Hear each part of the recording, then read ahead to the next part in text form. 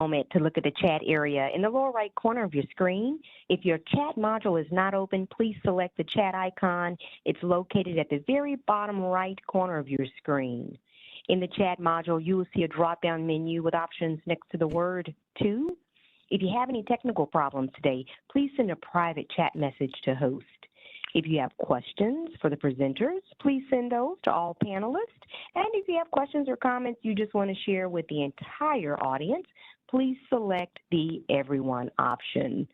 A recording will be available later today at aiha.webbench.tv, and we will send all registrants an email tomorrow with that link.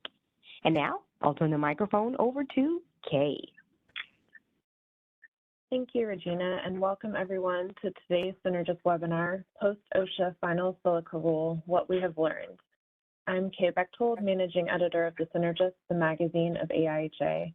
I'd like to thank everyone for joining us today, and especially SKC for sponsoring this webinar. Today's speakers are Lucinette Alvarado, SKC's Corporate Industrial Hygienist and Technical Services Manager, and Andy Bragg, SKC's Director of Sales. Lucinette is an occupational hygienist certified by the Board for Global EHS Credentialing with 17 years of experience in the occupational and environmental health and safety industry. She serves as Treasurer-elect on the AIHA Board of Directors, and she looks forward to representing the OEHS professional side of this presentation. Andy has been in the industrial hygiene instrumentation space for over 30 years and with SKC for the past 6 years. His knowledge of industrial hygiene and safety instrumentation, support science, and the service of people, and superior customer and technical support for SKC customers. And now I'll turn the presentation over to Lucinette and Andy. Thank you, Kay. Thank you, Kay. So let me share my screen here real quick. All right. So good afternoon, good morning, everybody. Andy and I are truly honored to be here today to discuss what we have learned from the OSHA Silica rule. So it's heartwarming to see so many participants here on the chat from various backgrounds and regions, eager to learn and engage in this subject. So how are you, Andy? I'm doing well. Thank you, Lucinette. And thank you for all joining us virtually. Kind of like Lucinette said, I'm excited to be part of this conversation related to the final rule on silica. Throughout our session, we will explore points like what happened before the silica rule and what we have learned related to the importance of the control methods, permissible exposure limits, the impact on the industries, and the methods now available to monitor silica. So to start off, I'm going to hand it back over to you, Lucinette, for a little bit of history lesson. Sure. So let's get going here. There you go. So let's review what silica is and the different types of it, right? So silica is commonly known as silicon dioxide or SiO2, which manifests in various forms in nature, right? So first, there's crystalline, which is the most abundant and widely recognized form, which is present in sand and many rocks. And then its subcategories are quartz and cristobalite. So both found in the stone and soil and sand. And then lastly, what we have here is the amorphous silica, which lacks as a well-defined crystal structure, and it can be found in plants and animals and some industrial products like the silica gel that we see in packaging, right? So overexposures may cause silicosis, lung cancer, chronic obstructive pulmonary disease, or COPD for short, and other respiratory diseases. So preventing overexposure to silica is critical, right? Especially for industries like construction, glass manufacturing, oil and gas, cement production, etc. So beyond the immediate health implications, as we know, employers face economic consequences stemming from like medical costs, reduced productivity, and potential litigation. And then moreover, regulatory standards such as those set by OSHA mandate strict adherence to exposure limits, with non-compliance leading to like penalties. So upholding safety standards enhances a company's reputation, supports workforce longevity, and minimizes like both the current cultures and the future liabilities. So in essence, safeguarding against silica overexposure is vital for worker well-being and a business like overall health. So let's, if you like history, as Andy said, I'm gonna do a little bit of historical facts in here. So he's just a snapshot of what happened with silica exposure. So this is not new. So it started like in the 1920s with field research on silicosis in the US, like in mining and granite and cement industry started. It was after that, I don't know if you know this Hawks Nest tunnel disaster that was in West Virginia in Somersville, where 100 men died after drilling that tunnel. And it was like a mountain that was drilling a tunnel, and it was through pure silica. Then after this, in 1938, the Labor Department created a film called Stop Silicosis. I don't know if you got the chance to see it, but it documented silica overexposure very extensively. But the recommendations were confined to urging that industry adopt the best practices for prevention, like wet sweeping and air exhaust systems. So, and that state and local governments consider requiring them. And then it was not until the 1971, after OSHA enacted the first silica standard, so it was issued. And then the standard set 2 exposure limits, which are based on density of silica and air over that 8-hour period. And I will show that in a minute. Then in 1974, the CDC weighed in with a report that recommended reducing the PEL. So 42 years later, that is what we have. Speaking of for OELs, these were the previous levels. So who remembers that sinister formula that we had to calculate, right? And honestly, I hated it because I did so many silica samples back in the day, and it was just a pain dealing with this formula. Also, like explaining it to the plant managers and employees involved, man, it was very difficult for them to understand it. And then not only that, then reporting the cristobalite part was a hassle too, because your head like spun what calculated the quartz, and then you have to divide that to provide the cristobalite. Like it was overwhelming, I must say. So the OSHA, as you see on the screen, the construction side of things was pretty much the same in terms of the calculations. So it was another like headache, but at least ACGIH and NIOSH have specific numbers, which are easier to deal with, right?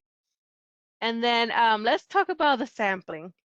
So in the beginnings of silica sampling, the famous Dor Oliver Cyclone was used. So that is what was available. So I didn't like it with the respect to the entities who created it, especially when calibrating it using, a calibration jar, right? So however, it was a sampler available at the beginning, right? And then the analytical method typically used was the OSHA ID 142, which involves that gravimetric analysis, and then it was followed by that absorption of the filters and suspension in the tetrahydrofuran, or THF, and then it was deposited on that silver membrane and then analyzed by the X-ray powder diffraction, XRD as we know it. And then there's another analytical method, which is the NIO 7500, which is like the OSHA method, but with some differences. And I'm not going to go detail into analytical side of things, but they mainly differ on how the methods handle those potential interferences with metals. If you read the methods, you will see, and then such as iron, especially during the use of the XRD. Now that we have a quick summary of what happened before the final silica rule, this is just a snapshot of what happened during the process. So more history for you, everybody. I'm not going to go on each of the ranges here of the years or whatever. I'm just going to point out some things. For example, this was a long process. Approximately 27 years. So it was a long time. And then also, you will notice that there were many stakeholders were involved in the process. So you will see IARC, OSHA, NIOSH, a bunch of employers, a lot of attorneys, and other stakeholders as well. And also another thing is there was a lot of politics involved, especially during the 2013 and the 2017. I mean, I will not get into specifics uh, on the political side of things, but it was a complicated time. And then lastly, the last thing I will mention is that now we have a document that includes the new procedures to minimize silica exposure in the workplace. Okay, so that was just a snapshot of the history. So I just want to point out some pros and cons on this. So the pros, so as we know, the primary aim of the rule is to reduce the risk of silica-related diseases, like I mentioned in the beginning, right? So by reducing the worker exposure to silica dust, these health issues become less prevalent, right? And then the new PEL for respirable crystalline silica is now 50 micrograms per cubic meter of air. So for an average of 8 hours a shift. So this is a very significant reduction from those previous limits. The cons, I have a couple here. So implementing the required controls, the training, the medical surveillance, and record keeping, it can be very expensive, right? Especially for small businesses who handle silica type products. And then certain industries and stakeholders have raised concerns about the feasibility of consistently meeting the new exposure limits, especially in dynamic and changing work environments, right? It's very complicated at times. And then the requirements of the rule, particularly for construction operations, can be complex and difficult for business to navigate. So this can lead to inadvertent non-compliance, okay? And so, hey, Andy, I spoke too much here, like providing the background on the silica standard. So I will let you talk now. So what we have learned after the OSHA final silica rule was implemented. Thanks, Lucinette. No, I think that was really good information, especially to kind of establish a base leading into what I'm going to talk about. So now that we do have a quote unquote new final rule on silica, I want to spend some time on what it is, some of the things that it taught us, or what we've learned kind of along the way. So OSHA's 29 CFR 1910-1053 respirable crystalline silica standard for general industry and maritime requires employers to limit the worker exposure to respirable crystalline silica and to take other steps to protect the worker. So now we have new exposure limits that were established in contrast to what Lucinette was talking about with the long formulas. We now have an action level of 25 micrograms per meter cube, or micrograms of silica per cubic meter of air, averaged over an 8-hour day. So then, in addition to that, as compared again to the old level, we have a situation where you must now protect workers from respirable crystalline silica exposures above the PEL, or the permissible exposure limit, of 50 micrograms per meter cubed, averaged over an 8-hour day. So now we have a defined limits. Instead of having to calculate things based on exposures, we have defined limits. So how to perform exposure assessments? Among other things, this new standard requires employers to assess employee exposures to silica if there is any possibility that it is at or above the new limits. Again, this is something that was somewhat new to a lot of companies, as Lucinette said, especially the small companies. So we'll go into a little bit more about that assessment in detail in a moment. Next, the Silica program includes implementation of methods for controlling exposures where reasonably possible. So you must use housekeeping methods that do not create airborne dust if feasible. So finding ways of doing the same processes with something that doesn't create airborne dust. You must limit worker access to areas where they could be exposed above the PEL. So if you have known areas where you have exposure above the PEL, you have to find ways, basically kind of engineering methods, if you will, of keeping those people away from those high exposure areas. You must use dust controls to protect workers from silica exposures in PEL, and establish and implement a written exposure control plan that identifies tasks that involve exposure and methods used to protect workers. And again, new to this process, and certainly new to a lot of people, is provide respirators to workers when dust controls cannot limit exposures to the PEL. To a lot of you, this may seem like, common sense in the safety and IH field, but the reality is, in a lot of companies, including one in the steel industry that I used to work for, we never saw dust or dirt as anything to worry about. You just worked all day breathing, and and you just considered that when at the end of the day you would take a shower, go home, and be prepared for the next day. So this was something new that we needed to actually worry about dust. We knew about fumes, we knew about chemicals, but didn't necessarily worry about the dust. So respirators could be new to a lot of people. Again, sounds crazy to us, but it really was kind of the way of the world. And we'll talk about that a little bit more in the construction section. So now you must also provide respirators based on the level of exposure. This is not a one size fits all application type deal. From a dust and mist respirator all the way up to things like full face self-contained breathing apparatus, you really have to consider all options of what is best for the worker's health. Now, in most cases, you're certainly not going to have to wear it even an APR or an SCBA, but you have to consider that if that's what's required. Next is the medical surveillance. You have to offer medical exams, including chest x-rays and lung function testing, every 3 years for workers that are exposed at or above the action level for 30 days or more per year. Now, Lucinette's going to talk a little bit more about the medical examination, but I will just mention that this has been part of the respiratory fit testing world for a very long time. So if you've been involved in respiratory fit testing, you know that that's a big part of that process as well.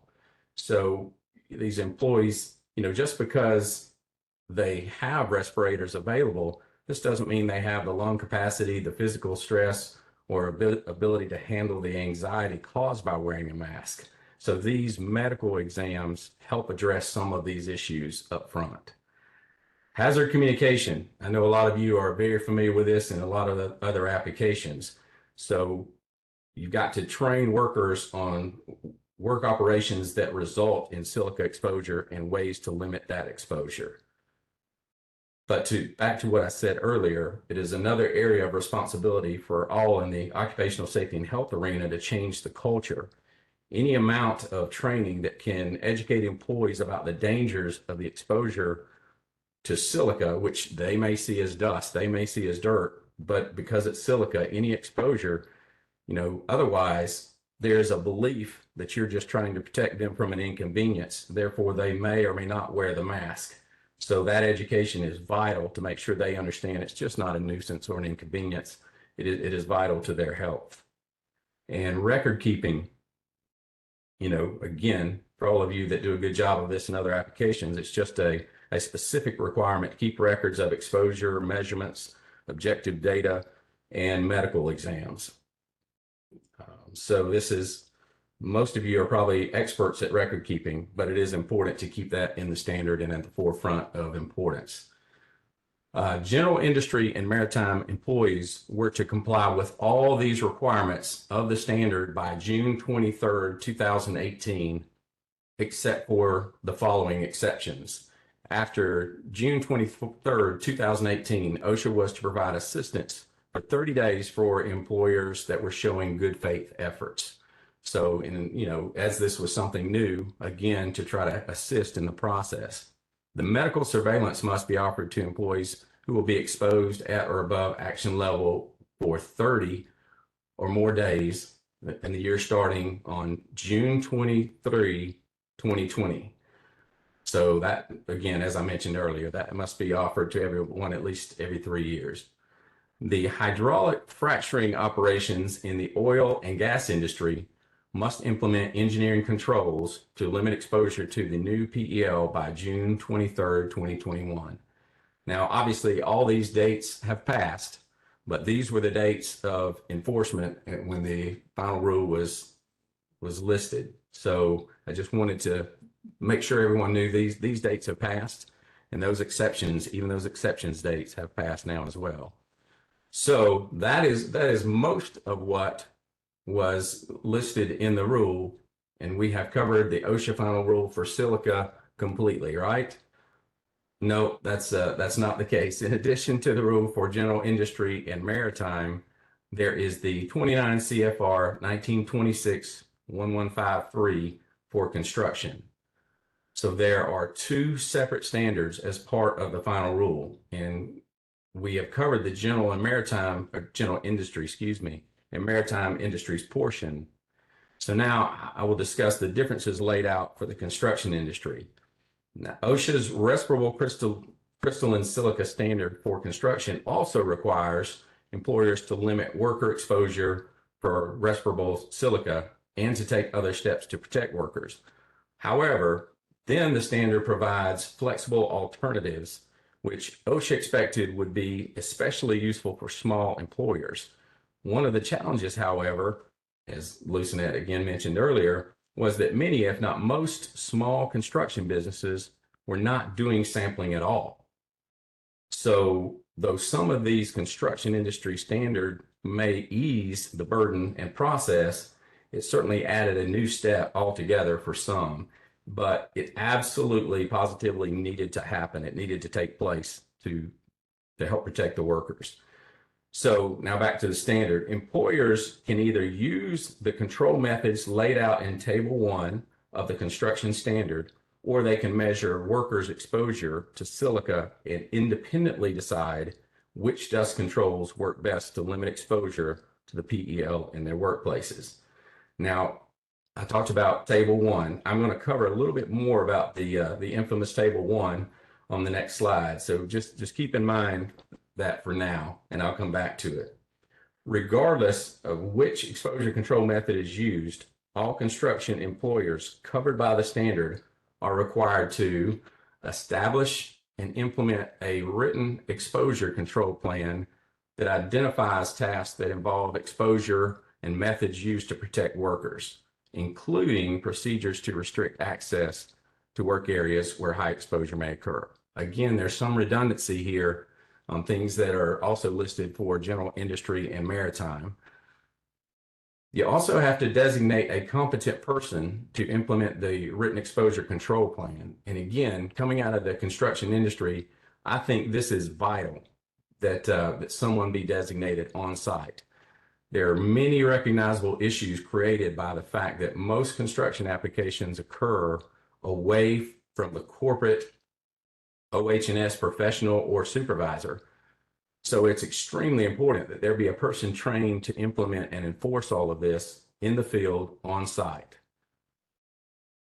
You must restrict housekeeping practices that expose workers to silica where feasible alternatives are available. So again, going back to that same point, if there's a way to do something in a different manner that restricts exposure, then you have to move forward. Offer medical exams, including chest x-rays again, and lung function testing every 3 years for workers who are required by the standard to wear a respirator for 30 or more days per year. Train workers on work operations that result in silica exposure and ways to limit it. And again, keep records and good documentation. And construction employers must comply with all requirements of the standard by September 23rd, 2017, except the requirements for laboratory evaluation of exposure samples, which began on June 23rd of 2018. So I actually, as I stated, came from the construction industry, and some of you may have experienced some of this as well, but I was always amazed at how little we did in the construction industry at that time to protect ourselves against, things like silica or welding and grinding fumes and different things. But I'm equally impressed to see on most construction sites today regarding the steps taken to protect these workers, many of whom start straight out of high school. So I'm grateful that we are taking these steps to protect now against silica. And I can assure you from what I saw in 8 years of construction, silica is on most construction sites, whether it's out on a site or whether it's inside a building. There are many things that are done that create silica or silica dust. So sorry, that was just a little bit of an additional personal commentary on my part. So back to the table one, another thing we learned about was this table one. OSHA developed the table one in response to stakeholders in the construction industry who indicated the need for guidance in a standard that is different than the standard for general industry. Among the concerns of the construction industry stakeholders were the impracticality of exposure monitoring based on short durations of tasks and constantly changing conditions, such as weather, job sites, and the materials. Additionally, if we know that these applications exist on many or most sites, why must they sample over and over and over again in order to prove the same results each time? So we have the table one presented to address these issues. There was substantial evidence in the rulemaking record that exposure to respirable crystalline silica would be limited to the PEL most of the time using these specific engineering and work practices controls. So generally, no respirator protection is required. OSHA recognized that in some circumstances, the general industry activities may be indistinguishable from the construction task listed in Table 1 and may be performed in varied environments and conditions. So what the Table 1 does specifically, if you haven't seen it or haven't heard of it, Table 1 matches basically 18 construction tasks with effective dust control methods, such as using water to keep dust from getting into the air or a vacuum to vacuum dust collection systems or to capture the dust. In some operations, respirators may be needed, even though, like I said, the goal was to make it to where respirators were not required. Employers who follow Table 1 correctly are not required to measure worker exposure to silica from those tasks that are not subject to the PEL. And I want to repeat this because this is an important part of why it was established. Those employers who follow Table 1 correctly are not required to measure workers' exposure to silica from those tasks that are not subject to the PEL. And this was important. This goes back to what I talked about earlier. This was a need and a request in the construction industry. If we already know what it's doing and we already know the exposure, not to have to do it over and over and over again or take precautions that are not needed. So a quick snapshot of the table that you see in front of you on the slide. OSHA's Table 1 outlines the specific tools and process requirements for construction tasks that generate silica dust. This can include cutting, grinding, drilling, and sawing and sanding of concrete and masonry. So if workers are sawing on materials containing silica, they can use a saw with a built-in system that applies water to the saw table. The water limits the amount of respirable crystalline silica that gets into the air. So it doesn't, we're still creating silica, but by putting water on it, or in some cases oil, if it also serves as a lubricant to the saw, this stops the silica from getting into the air and therefore being breathed by the worker. Table 1 is designed to be flexible with compliance option that effectively protects workers from silica exposure. As I stated earlier, it identifies 18 common construction tasks that generate high exposures to respirable crystalline silica for each task, specifies engineering controls, work practices, and respiratory protection, if needed, that is effective to protect the worker. Employers who fully and properly implement the engineering tasks and work practices, as I said, are not required to measure respirable silica. Any activity outside of the 18 methods described requires the employer to perform a detailed industrial hygiene study on any operation producing silica dust or with the possibility of producing silica dust. Sandblasting requires this industrial hygiene study. The general industry and maritime industry standards require a detailed industrial hygiene study for all silica dust generated activities. But again, sandblasting is one of those that does require an industrial hygiene study. The more you study Table 1 and the more you try to determine whether specific tasks fall under one of these 18 categories, the more you appreciate how important it is to have a competent person on site, because these are varied based on the different applications, what is being sawed on, what is being used to saw or cut or grind. So a competent person, again, is vital when you're talking about a person on site with construction. So Table 1 officially only applies to construction.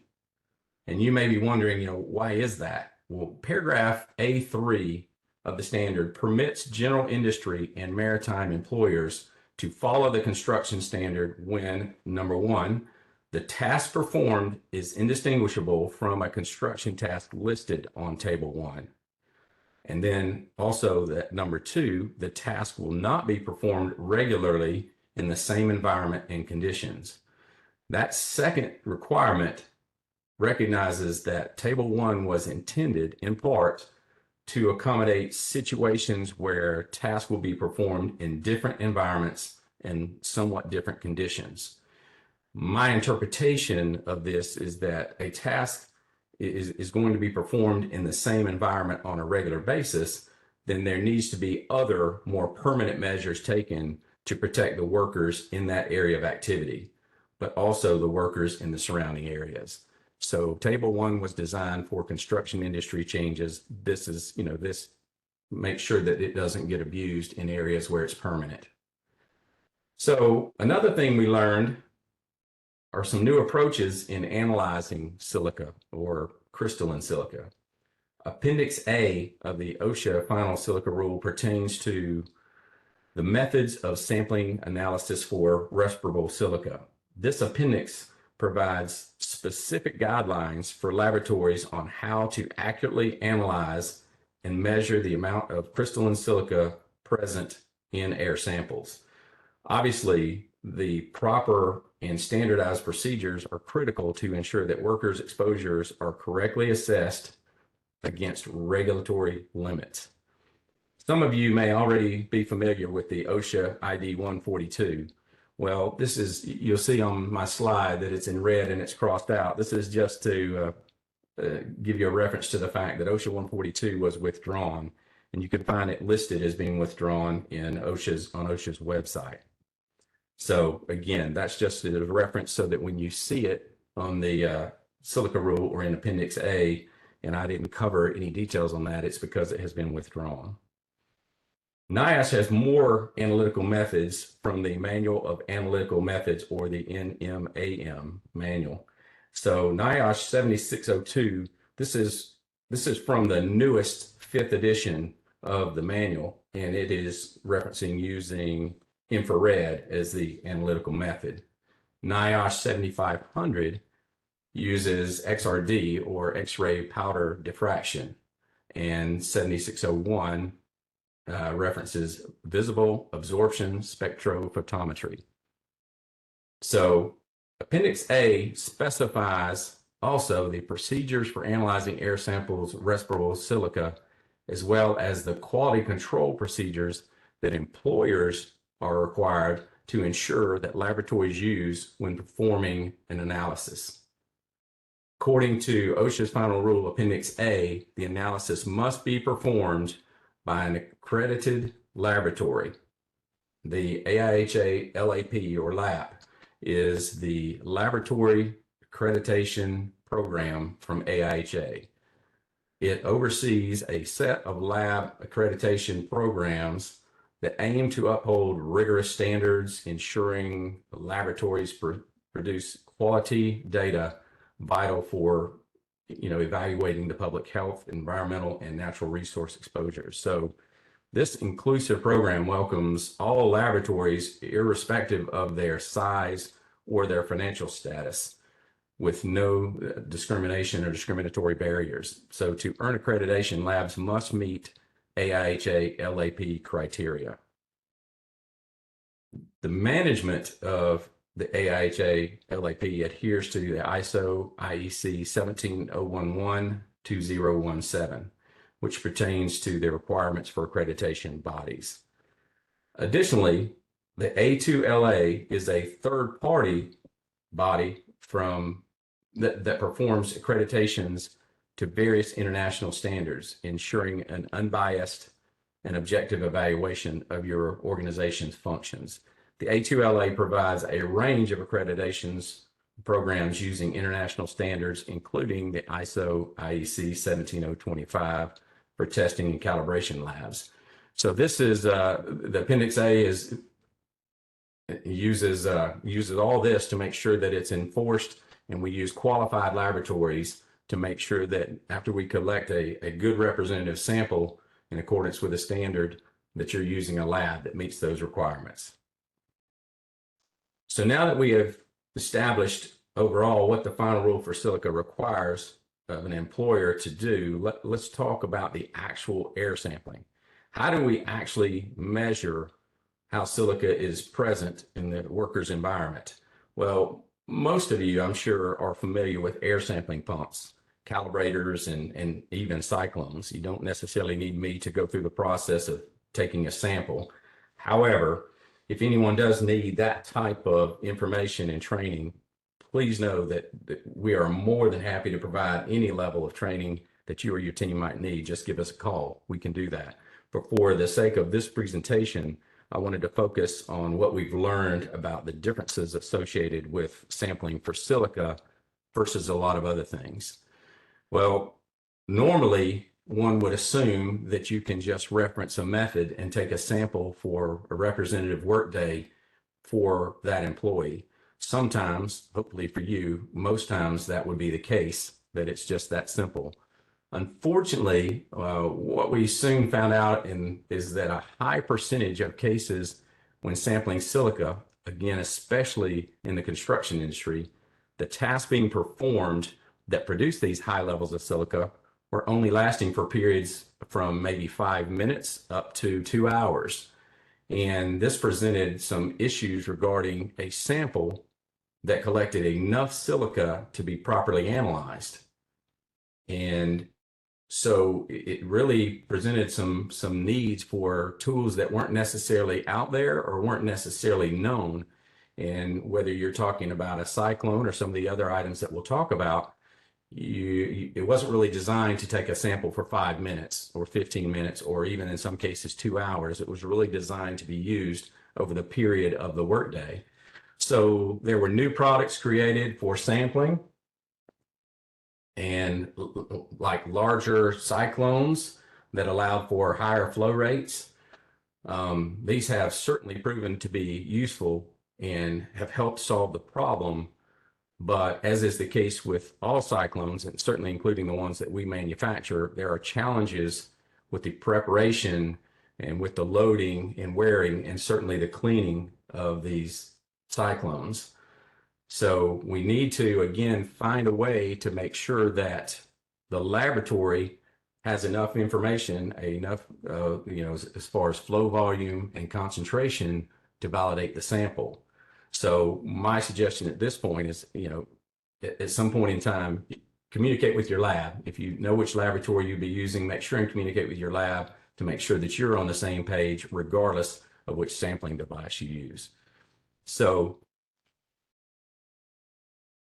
fortunately, in the OSHA final rule, there was an allowance for quote unquote personal impactors available for use at flow rates from 2 to 8 liters per minute that have been shown to conform closely with the Isocin Convention.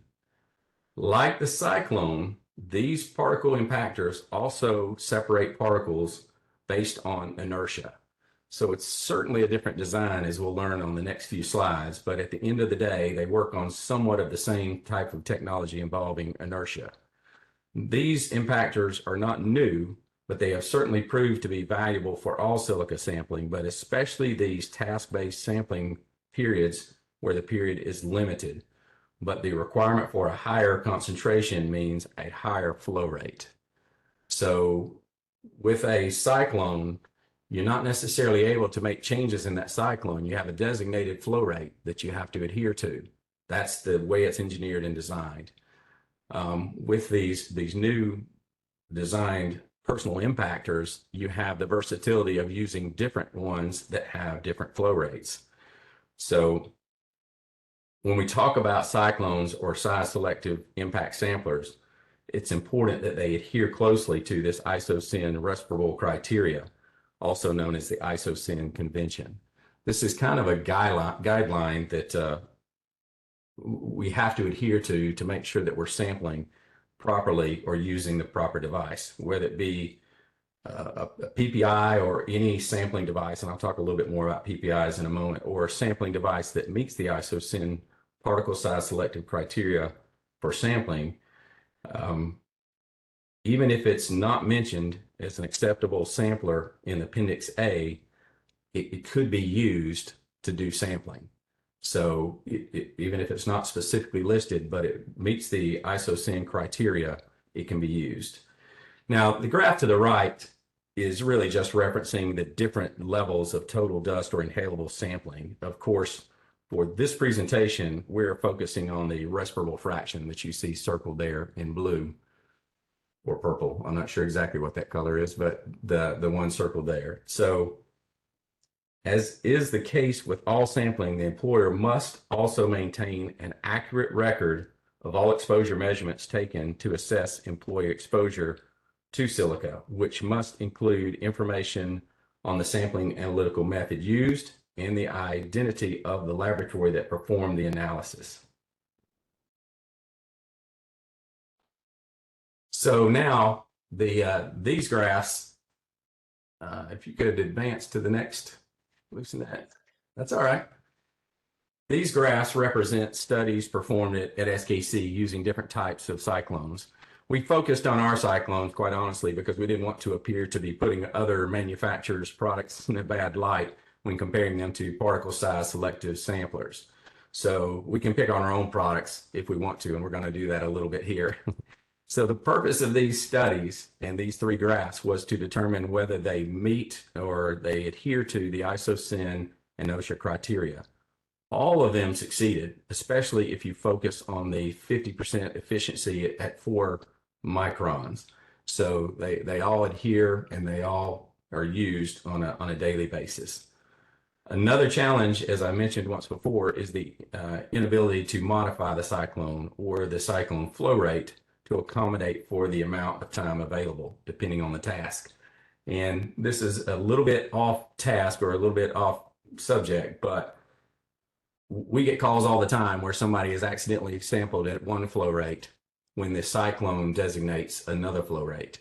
And if your cyclone says that you need to sample at 1.7 liters per minute, and you're in a situation where you need to sample at 4 liters per minute, you cannot sample at 4 liters per minute with that same cyclone.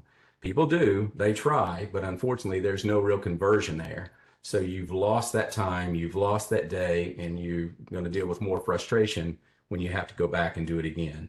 So again, just another task that is created with a 15-minute segment of time that you have to sample, but with a cyclone that samples, let's say, at 1.7 liters per minute. All right, so the particle size selective sampler that SKC manufactures is called the PPI, Parallel Particle Impactor. So I'm using that as an example of kind of what I've talked about earlier. In the graph you see here, the dotted line is basically the target that we're shooting for. That's what we're supposed to be trying to adhere to. And the other three colors represent three different size selective samplers that are available. So when you consider the three cyclones that we just saw, and then these three different PPIs, you can see that they all conform much more closely on the full range of the curve.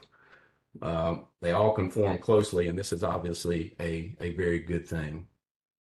And I'll just touch on this real quick, and Lucinette, you're fine on that slide. You don't need to go back. But this is what I was talking about earlier. If you have an application where you know that you're only going to have 15 minutes or 30 minutes to conduct a sample, you may need to look at sampling at 4 liters per minute, or you may need to look at sampling even at 8 liters per minute based on your conversation with your lab to determine whether you're going to get enough volume and enough concentration for them to take a valid sample. So, all right, so here we simply kind of took all that information and put cyclones and PPIs on the same graph, kind of for easier comparison. This is a graph that compares the collection efficiency of cyclones versus particle impactors, in this case, the PPIs. This was data obtained from an internal study at SKC by our aerosol physicist who introduced himself earlier. The yellow dot line is the respirable convention. The cyclones were used in red and blue lines, and then the PPI in green lines. According to this graph, most of the available cyclones oversample with smaller than 4 micron particles or millimeter particles and undersample on larger ones compared to the respirable convention. So this is important when we're talking about different types of sampling. But again, because of where they are at the 50% efficiency, they're used on a regular basis and perfectly fine for sampling. Samplers may underestimate or overestimate actual respirable fraction depending on the size distribution of particles in the workplace. So the size distribution of particles also will define how results obtained using different samplers will be compared. We are all at least a little resistant to change. And that's one of the reasons I wanted to spend so much time on this is, you know, we're no different than any other industry in any other introduction of new capabilities. The IH world was somewhat resistant to accepting something other than the cyclone that, as Lucinette mentioned, has been around for many, many years. So, you know, I just wanted to spend a few minutes talking about it because since we are talking about what we have learned, one of the valuable things that we have learned was the significant savings of time and frustration when using these type of samplers versus a cyclone when possible. The challenges with a cyclone with cleaning, loading, and calibrating the cyclone certainly presents challenges. If you've ever used a cyclone, I know that you know what I'm talking about. But to me, the biggest issue is the frustration associated with an invalidated sample due to dropping or tipping the cyclone during use, forcing a redo, if you will, on the day's sample and for that individual. All these issues have been addressed with particle impactors, in this case, again, the PPI. So if you're still hesitant to stray away from that cyclone, whether it be an SKC branded product or otherwise, I would encourage you to call us or simply speak to your lab about this opportunity because it does make sampling for silica much easier and you get a lot less resistance from the wearer as well, or the worker. One last thing I want to say about sampling, whether you decide to use a cyclone or PPI, one thing that we also learned was that due to these high concentration levels in some of these silica exposure areas, it's easy to saturate or overexpose the sample. So keep this in mind when you're sampling in an area for the first time. You may want to take multiple samples over the work shift period to make sure that you get a valid sample. your lab may tell you that after they get the test or get the media, they may tell you that it's okay the next time to only use one, but you may also find that it saved you from having to do sampling session again due to saturation or overexposure. In an ideal situation, you would not want to exceed 2 milligrams of particles on the filter. Now, that doesn't mean 2 milligrams of particles being sampled, because they're going to be captured before they reach the filter, but 2 milligrams of particles on the filter. So please keep this in mind. It may save you and the employee a lot of frustration. So now, Lucinette, I think that I'm probably the one who has talked a little bit too long and a little too much. So since you are the CIH and I am not, and this next graph makes my brain hurt, I'm going to pass it back to you to with your IH knowledge so that you can continue. All right, thanks, Andy. And for the sake of time, I'm just going to explain this very, very quick. What you see here with a lot of greens and yellows and reds is a bias map. And it basically has the differences between the mass medium aerodynamic diameter, or the MMAD, and the geometric standard deviation for the PPIs and the cyclones. And this graph was created by our fantastic particle physicist. So kudos to him.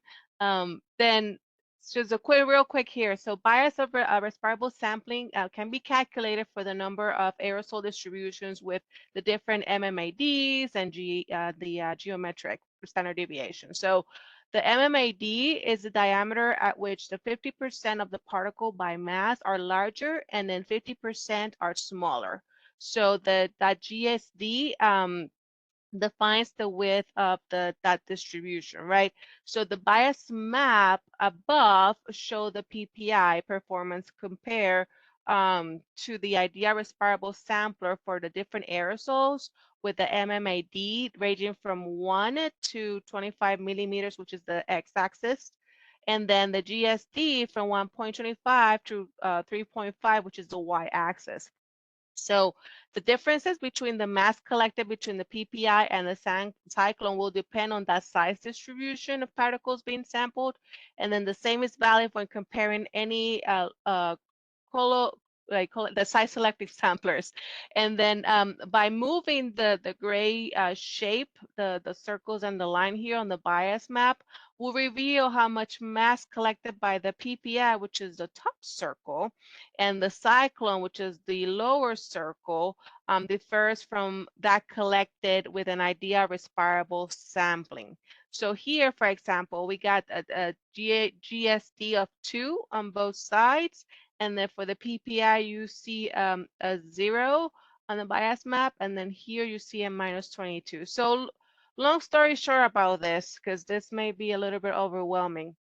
The more you see in green, the better. And the less bias is from a geometric standard deviation standpoint. And this is important to use a respirable sampler that has well-defined performance characteristics and to know the approximate size distribution of workplace aerosol being sampled to ensure the results represent an actual exposure as defined by the respirable convection, as Annie was explaining.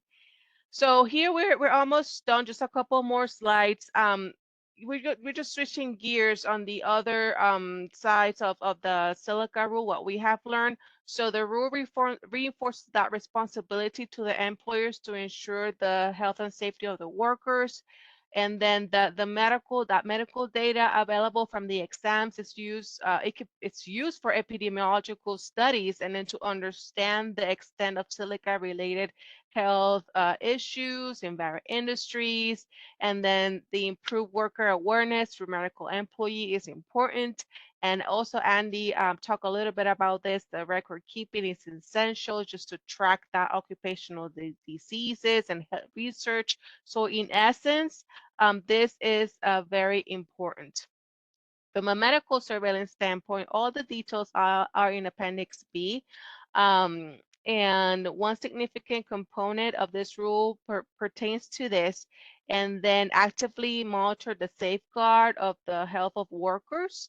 And then it's pretty much, physical examination, and then baseline testing for TBs, X-rays, and again, the pulmonary function testing and the record keeping. So this medical surveillance provisions of the Silica rule reiterate the significance of proactive health monitoring in occupational settings, promoting both individual and industry-wide safety and well-being. I saw notes that this is a hard part for some industries, and I agree with that. I just want to show you the penalties here, because the employee health should be a top priority. So for those who fail to comply with the new regulations, could face a minimum of $5,000 per offense, and the fines can go up to like 70 grand here in the United States. So we need to comply. A quick summary of the lessons learned. The rule's primary goal was to reduce the health risk associated with respirable crystalline silica. So there is a new action level.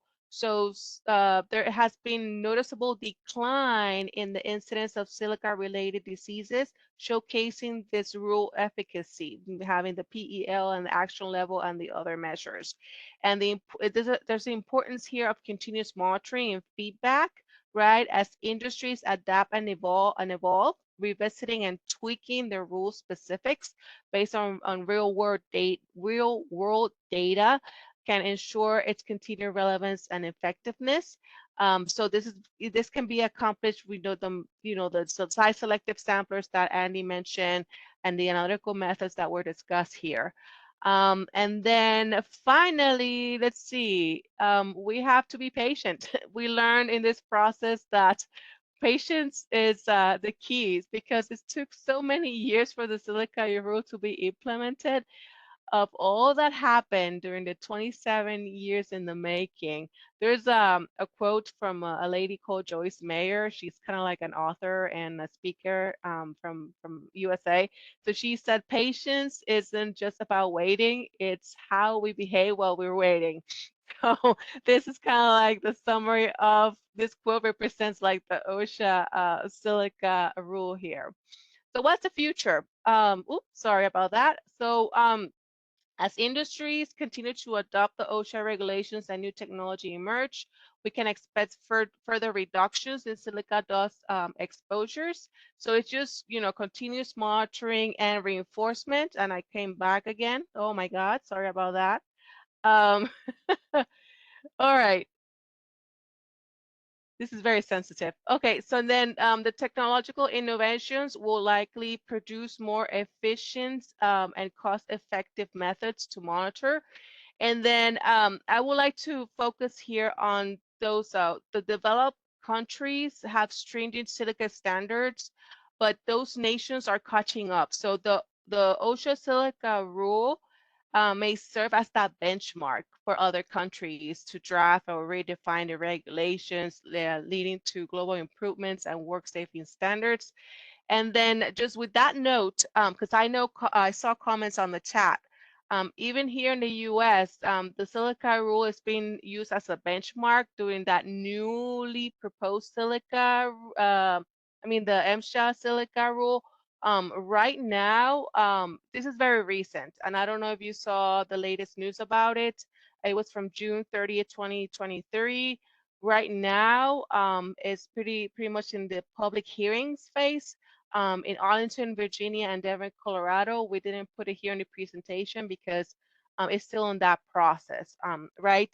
And then last but not least, beyond the occupational setting, the emphasis on silica exposure might lead to heightened public awareness about the risk associated with non-occupational silica resources.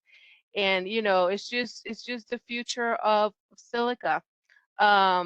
It seems very promising, and with an overarching emphasis on improved workplace safety and technological innovation. So as industries evolved and new challenges emerge, the adaptability and continual refinement of regulations can be regulation and best practice will be crucial at this point. So yes, it's in 259. I try to I try to be as fast as I could here for the sake of time. Andy, I don't know if we have questions or have time for questions at this time because it's 3 o'clock. um, Yeah, I know that Saulius Trachomus is on the line with us that can answer questions. Again, I apologize. I must have ran along with my portion, but yeah, he is available to answer questions. Saulius is actually the person that invented the PPI, so he is certainly capable of answering any questions that you might have. So Kay, I don't know if you have a moment to give some questions or if we'll just have to answer those by response. Yeah, unfortunately, sorry, we're out of time. We'll be able to share all the questions in the chat with you all. So hopefully you'll be able to reach out to anyone with questions. I know we had a few, but yeah, sorry, we're at the top of the hour. Since we didn't get time for questions, please know that we'll pass all of them along to the team at FKC. I wanted to thank Lucinette Alvarado and Andy Bragg for their presentation, SKC for sponsoring today's webinar, and all of our participants. Registration is open for 2 other Synergist webinars we have coming up in October. There's one on PFAS that will take place on October 10th and a new product demo on October 17th. There are details available at aiha.webvent.tv. And thanks to everyone again, and hope everyone has a great day. Thank you. Thank you, everybody. Thank you, everyone. This was great. This actually concludes today's this concludes today's webinar. Thank you all for attending. The recording will be available at aiha.webvent.tv. We will send all registrants an email tomorrow with that link, and please visit our event calendar to sign up for future webcasts.